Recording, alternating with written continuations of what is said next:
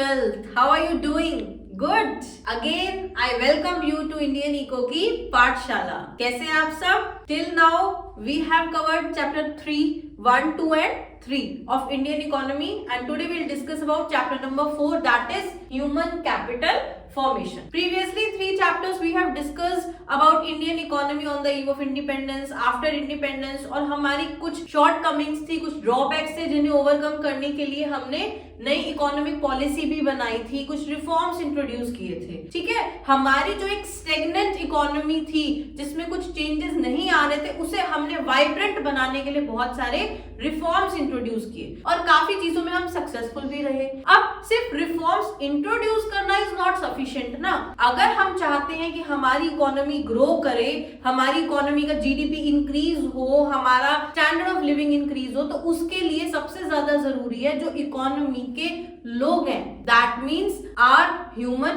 Resource. उस human resource को हमें एक्टिव बनाना है. अब आपके पास जितने भी रिसोर्सेज अवेलेबल होंगे, अगर हम टेक्नोलॉजी की बात करते हैं, लिबरलाइजेशन, प्राइवेटाइजेशन, ग्लोबलाइजेशन से जो भी चेंजेस हम इंट्रोड्यूस कर रहे हैं, उन चेंजेस का बेनिफिट कौन अवेल करेगा? ह्यूमन. तो human resource is the most important and precious resource for any economy. अब यहाँ पर हमारे लिए जरूरी है कि अगर हम अपनी पॉलिसीज को इंप्लीमेंट करना चाहते हैं, अच्छा आउटपुट चाहते हैं, तो हम फोकस करें अपने ह्यूमन रिसोर्स पे. और जब हमारा ह्यूमन रिसोर्स एक्टिव होगा, स्किल्ड होगा, ग्रो करेगा, तो वो क्या बन जाएगा हमारे लिए? Human capital. ओके, तो this chapter is all about human capital, capital formation. कैसे हम अपने ह्यूमन रिसोर्स को अपने लिए एक इंपॉर्टेंट रिसोर्स बना सकते हैं, एक फ्रूटफुल रिसोर्स बना सकते हैं. क्या प्रॉब्लम्स रही हैं, कैसे हम उन्हें ओवरकम कर रहे हैं, क्या गवर्नमेंट की स्कीम्स हैं, that we will discuss in this chapter. फटाफट एक क्विक ओवरव्यू देंगे आपको चैप्टर का, जिससे आप ये समझ सको कि why we are reading this chapter in Indian economy,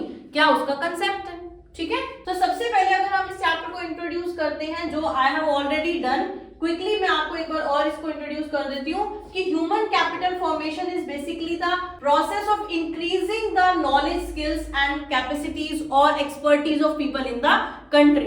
जब लोगों की नॉलेज, स्किल और उनकी एक्सपर्टीज बढ़ जाएगी, उनकी कैपेसिटी बढ़ जाएगी, तो that will be considered as human capital formation. और हमारी जो इकोनॉमिक ग्रोथ और डेवलपमेंट है, उसमें ये बहुत ही क्रूशियल और इंपॉर्टेंट रोल प्ले करता है. दैट आई टोल्ड यू कि ह्यूमन रिसोर्स एक्टिव नहीं होगा तो बाकी फिजिकल रिसोर्सेज का यूज कैसे करेंगे? Other resources are useless. तो human capital formation refers to the stock of skill, knowledge, expertise and abilities possessed by the individual. और जब हमारी इस ह्यूमन कैपिटल में एडिशन होता चला जाएगा, जब ज्यादा लोगों के पास नॉलेज, एक्सपर्टीज और एबिलिटीज होंगी, वो एबल होंगे, तो वो कैपिटल फॉर्मेशन हो जाएगी. ठीक है, ये एक इनटेंजिबल एसेट है. दैट मींस कि हम उसको देख नहीं सकते कि ह्यूमन बीइंग है, वो उसकी एबिलिटी, स्किल, नॉलेज कितनी है, बट हम उसको फील कर सकते हैं जब वो हमें आउटपुट देगा, जब वो हमारे जीडीपी में कंट्रीब्यूट करे. ठीक है, तो next is the difference between human capital and physical capital. I told you कि फिजिकल कैपिटल और physical resources are meaningless, useless without human capital. तो इनके दोनों के बीच में बेसिकली डिफरेंस क्या है? ह्यूमन कैपिटल इंटेंजिबल है, हमारी स्किल्स, नॉलेज, एक्सपर्टीज, हमारी abilities, education. But physical capital like land, building, कोई असेट्स हैं हमारी, वो सब विजिबल है, वो टेंजिबल है. ह्यूमन कैपिटल में जो हमारे स्किल्स हैं, दे में डेप्रिशिएट ओवर टाइम, क्योंकि हमें एडिशन करना पड़ता है.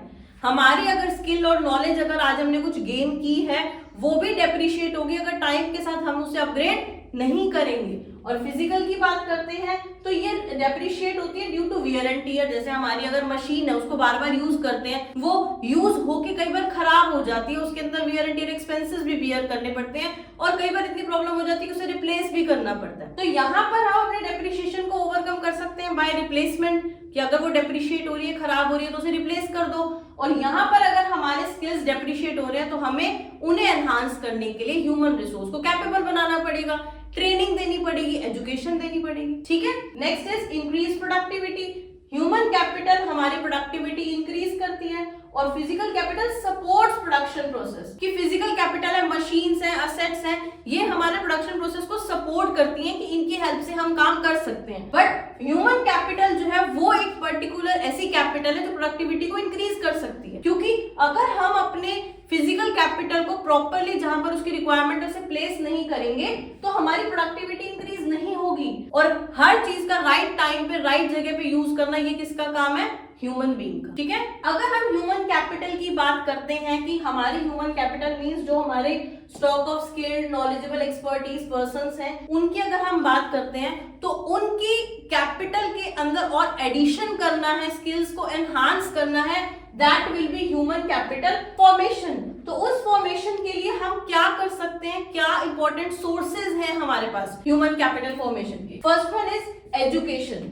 एजुकेशन हमारी ह्यूमन नॉलेज को, उनकी स्किल्स को एनहांस करती है। जब तक किसी के पास कोई नॉलेज नहीं होगी, एजुकेशन नहीं होगी किसी चीज को, काम को करने के लिए, तो वो कैसे उसके अंदर एडिशन करेगा, कैसे वो आउटपुट देगा? ठीक है, हेल्थ, हम कहते हैं ना healthy mind resides in a healthy body. तो अच्छा काम करने के लिए सबसे पहले ह्यूमन बीइंग की हेल्थ अच्छी होनी चाहिए। ऑन द जॉब ट्रेनिंग, काम करते करते अगर हम लोगों को और सिखाएंगे तो उनकी एफिशिएंसी इंक्रीज होगी, नई नई चीजें एडिशन होंगी।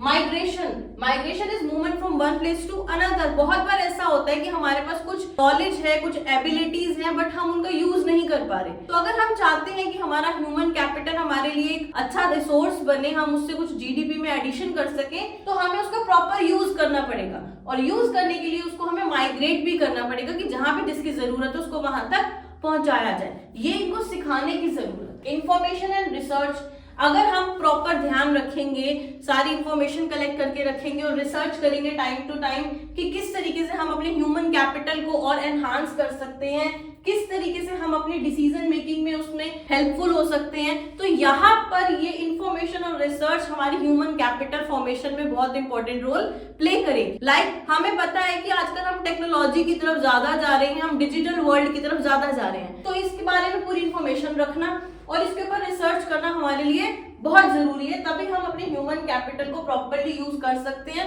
और उससे अच्छा जीडीपी एक्सट्रैक्ट कर सकते हैं। नेक्स्ट इसकी इंपॉर्टेंस आती है, अब क्यों जरूरी है? वही चीजें हैं जिस तरीके से हमारे लिए ये ह्यूमन कैपिटल हमारी फिजिकल कैपिटल को यूज करने के लिए जरूरी है, हमारी जीडीपी ग्रोथ के लिए जरूरी है, वही इसकी इंपॉर्टेंस है। प्रोडक्टिविटी बढ़ेगी, एफिशिएंसी बढ़ेगी, इकोनॉमिक ग्रोथ होगी, इनकम बढ़ेगी, पॉवर्टी कम होगी, अनएम्प्लॉयमेंट कम होगी, इनोवेशंस आएंगी, टेक्नोलॉजिकल एडवांसमेंट होगा, स्टैंडर्ड ऑफ लिविंग बढ़ेगा, सोशल वेलबींग होगी। तो अगर ह्यूमन डेवलपमेंट होगा तो ह्यूमन कैपिटल फॉर्मेशन होगा, वो हमारे लिए इसलिए इंपॉर्टेंट है कि ओवरऑल इकोनॉमी के लोग, जीडीपी, सभी एस्पेक्ट से देखें तो ये हमारे लिए बेनिफिशियल ही है। ठीक है, नेक्स्ट आता है आपका problems in human capital formation. Problems क्या क्या आती हैं हमारी ह्यूमन कैपिटल फॉर्मेशन में? कि अगर हम चाहते हैं कि हमारा जो ह्यूमन रिसोर्स है, हमारी जो ह्यूमन कैपिटल है वो और एनहांस हो, उसको हम डिफरेंट सोर्सेज से इंक्रीज करने की कोशिश करते हैं, बट कुछ प्रॉब्लम्स भी हैं जो हम फेस करते हैं। Every situation has its pros and cons. क्या क्या प्रॉब्लम हम फेस करते हैं? सबसे पहले हाई ड्रॉप आउट रेट्स, मतलब कि अगर हम कहते हैं कि एजुकेशन से हम अपने ह्यूमन कैपिटल को और एनहांस कर सकते हैं, उसमें एडिशन कर सकते हैं, तो जो ड्रॉप आउट रेट है, जो लोग एजुकेशन छोड़ देते हैं, पढ़ाई छोड़ देते हैं, बीच में ड्रॉप आउट होता है ना कि आपने कोई कोर्स कंप्लीट नहीं किया, तो उसकी वजह से हमारी क्वालिटी एजुकेशन अच्छी नहीं रहती। और इसका रीजन ये भी है कि बहुत सारे लोगों को एक्चुअली उस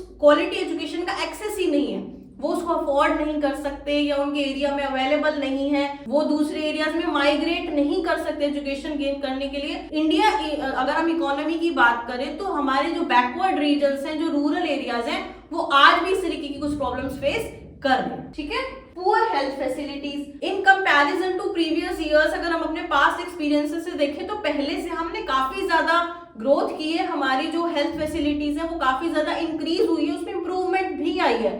But this is also one of the important problem or reason for lack of proper utilization of human capital, कि हम अपनी human capital का proper utilization इस वजह से नहीं कर पाते क्योंकि लोगों की health अच्छी नहीं है, वो वर्कफोर्स प्रोडक्टिविटी पे अफेक्ट करेगी। हेल्दी नहीं होंगे तो काम नहीं कर पाएंगे, वर्कफोर्स हमारी रिड्यूस हो जाएगी तो प्रोडक्टिविटी कम होगी। ब्रेन ड्रेन, जब हमारे यहाँ से स्किल्ड प्रोफेशनल्स अपने इंडिया को छोड़ के दूसरी कंट्री में मूव कर जाते हैं, वो ब्रेन ड्रेन है कि हमारे यहाँ की नॉलेज, यहाँ का ब्रेन ड्रेन होकर दूसरी जगह जा रहा है, क्योंकि यहाँ उन्हें अपनी नॉलेज और स्किल्स के आउटपुट अच्छा नहीं मिल रहा, अपनी सर्विस का उतना बेनिफिट नहीं मिल रहा, इसलिए वो दूसरी जगह चले जाते हैं। लैक ऑफ फंड्स, हर काम के लिए इन्वेस्टमेंट चाहिए, पैसे चाहिए, चाहे वो एजुकेशन हो, हेल्थ हो या कुछ भी, क्योंकि यहाँ पे लोगों के पास फंड्स नहीं है तो वो ग्रो नहीं कर पा रहे। And unemployment, very common problem कि यहाँ पर लोग एम्प्लॉयड नहीं है एज पर द नीड, लोगों को एम्प्लॉयमेंट नहीं मिल रही, आउटपुट नहीं मिल रहा। अगर एक इंडिविजुअल ने एमए किया हुआ है, वो पोस्ट ग्रेजुएट एंड ही और she is working as a peon, कोई ऐसा काम कर रहा है जो उसकी एजुकेशन के अकॉर्डिंग नहीं है, तो हम उसे एम्प्लॉयमेंट में कंसीडर नहीं कर सकते। वो अपनी एबिलिटीज और स्किल्स के अकॉर्डिंग वर्क नहीं कर पा रहा है, वो अर्न नहीं कर पा रहा है, तो उसे हम अनएम्प्लॉयड ही मानेंगे। वो पढ़ा लिखा हुआ अनएम्प्लॉयड है, ठीक है। तो these were the problems of human capital formation. अब गवर्नमेंट इनिशिएटिव्स की बात करते हैं, तो गवर्नमेंट ने हमारे यहाँ पर, क्योंकि हमें ह्यूमन कैपिटल फॉर्म करनी है, हमें हेल्थ अच्छी चाहिए, एजुकेशन अच्छी चाहिए, ब्रेन ड्रेन को कंट्रोल करना है, तो गवर्नमेंट ने क्या क्या किया है। देखिए, बहुत सारी पॉलिसीज हैं जो गवर्नमेंट ने इनिशिएट की है, लाइक न्यू एजुकेशन पॉलिसी, जिसमें हमने नए चेंजेस इंट्रोड्यूस किए हैं। हमारा जो एजुकेशन सिस्टम है, हमारा करिकुलम है, उसको इस तरीके से बनाया गया कि प्रैक्टिकली बच्चे जो है वो एडवांस हो, उनका स्किल डेवलपमेंट हो। आयुष्मान भारत, यहाँ पर हेल्थ कवरेज है कि अच्छी हेल्थ होगी, अच्छा काम करेंगे लोग। स्किल इंडिया मिशन, यहाँ पर हम एम्प्लॉयमेंट जो है वो उसको इंक्रीज कर रहे हैं, वोकेशनल ट्रेनिंग दे रहे हैं। वोकेशनल ट्रेनिंग क्या होती है, जहाँ पर हम किसी एक पर्टिकुलर कोर्स में किसी बच्चे को स्किल्स उसके एनहांस करते हैं, वो वोकेशनल कोर्स है। जैसे अगर वो टेक्निकल स्ट्रीम में जा रहा है, वो अपना 2 साल का कोर्स कर रहा है, 1 साल का कोर्स कर रहा है, कोई डिप्लोमा कर रहा है, तो वोकेशनल स्टडीज ये है कि जहाँ पर आप किसी एक पर्टिकुलर कोर्स के अंदर अपनी स्किल्स एनहांस करते हो, so that you can earn money in the near future, और वो जल्दी हो जाता है। तो इस तरीके के प्रोग्राम्स है। सर्व शिक्षा अभियान, जहाँ पर हम अपनी कंट्री के सभी बच्चों को यूनिवर्सली एक एलिमेंट्री एजुकेशन दे सकें, बेसिक एजुकेशन दे सकें। सर्व शिक्षा अभियान के अंदर हमारी जितनी भी बच्चे हैं उन्हें एजुकेशन प्रोवाइड करने के लिए बहुत सारी स्कीम स्टार्ट किए गए थी कि भाई हमें कैसे कैसे स्कूल्स ओपन करने हैं, बच्चों को कैसे मोटिवेट करना है कि वो स्कूल तक आए। उन्हें मिड डे मील देंगे, उन्हें 1 रुपी कॉइन दिया जाएगा। तो बहुत सारी ऐसी स्कीम्स गवर्नमेंट ने स्टार्ट की थी जिसकी हेल्प से हम बच्चों को सबसे पहले स्कूल में लेकर के आए। तो ये अभियान जितने भी चलाए गए थे गवर्नमेंट के द्वारा, वो सब इसलिए थे कि हम एजुकेशन को प्रमोट कर सके एटलीस्ट, जो प्रीवियस अगर हम पास्ट डिकेड की बात करते हैं उसमें नहीं था। 10 साल पहले अगर आप देखोगे तो ये चीजें इतनी अच्छी नहीं थी। वहां जब इंट्रोड्यूस की गई, इस डिकेड के बाद हमने काफी इंप्रूवमेंट्स देखी। तो फाइनली अगर हम इस चैप्टर को कंक्लूड करते हैं तो हम ओवरऑल यही कहेंगे कि human capital is the most important and precious resource for making the use of और proper use of physical capital. वो लाइफ ब्लड है किसी भी इकोनॉमी के लिए। उसके साथ क्या प्रॉब्लम्स हमने फेस की है, कैसे हम उसे ओवरकम कर सकते हैं, और कितने सोर्सेज है हमारे पास ह्यूमन कैपिटल फॉर्मेशन की। तो at the end we can conclude कि ह्यूमन कैपिटल फॉर्मेशन की है डेवलपमेंट के लिए। अगर हम एजुकेशन हेल्थ में इन्वेस्टमेंट करते हैं तो क्वालिटी ऑफ लाइफ अच्छी होगी, और गवर्नमेंट पॉलिसीज हमारी ह्यूमन कैपिटल प्रमोशन में बहुत अच्छा और क्रूशियल रोल प्ले करती है। Okay, hope you like it.